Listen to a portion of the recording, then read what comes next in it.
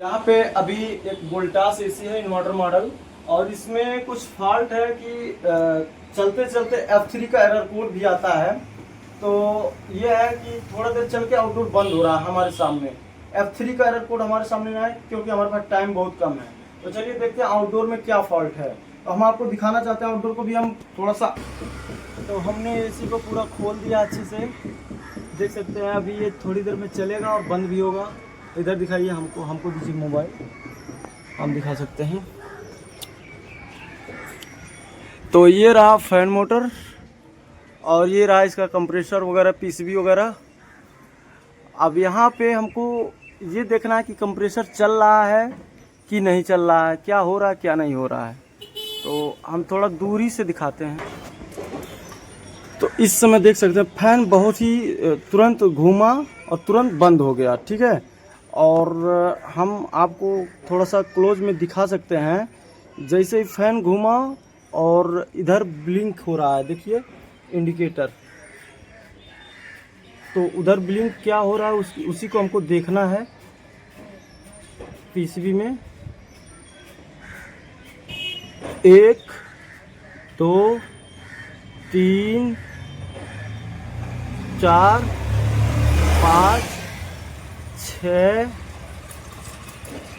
तो ये 6 time blink है इसमें, ठीक है। अब ये 6 टाइम ब्लिंक जो है हमको हटाना है, और वो चीज़ होता है इस कंप्रेसर के जैक के वजह से।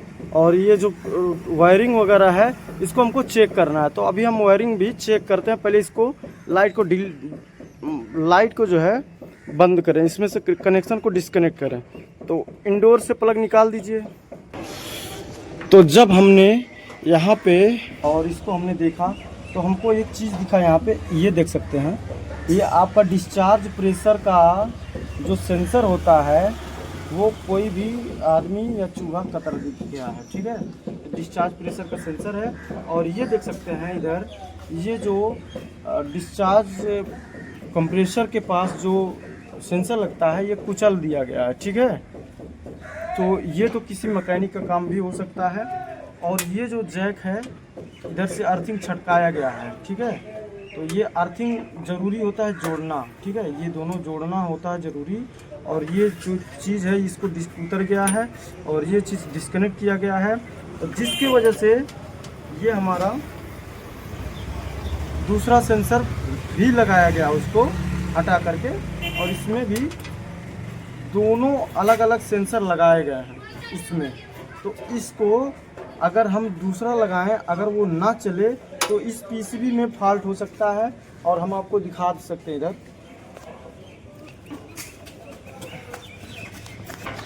तो जैसे ये हमारा इधर हमारा 6 टाइम ब्लिंक हो रहा है। तो आउटडोर लाइट फ्लश हमारा 6 टाइम हो रहा है। तो 6 टाइम। तो इंडोर में जो एरर आएगा वो F3 आ रहा है, ठीक है।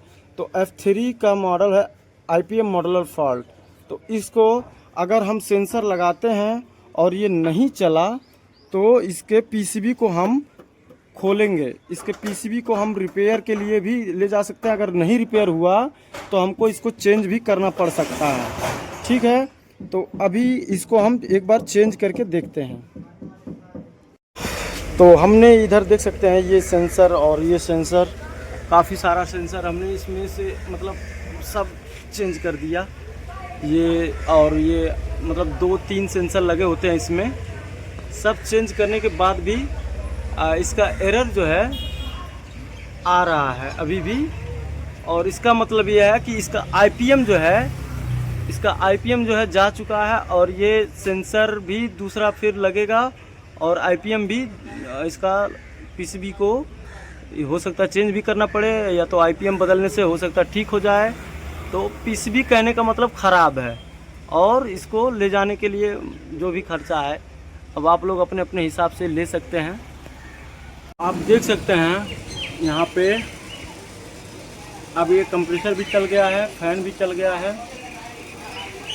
अब कैमरे में फैन थोड़ा स्लो दिखाई दे रहा है क्योंकि हाई स्पीड चल रहा है तो उल्टा दिखाई दे रहा है। और कंप्रेसर चालू हो चुका है। तो देखिएगा डिस्चार्ज ठंडा हो रहा है। हाँ हो रहा है। और सेक्शन सेक्शन भी रिटर्निंग आ रहा चलिए अब हम एम्पियर देखते हैं कि एम्पियर कितना ये ले रहा है। तो ये चालू हो चुका है।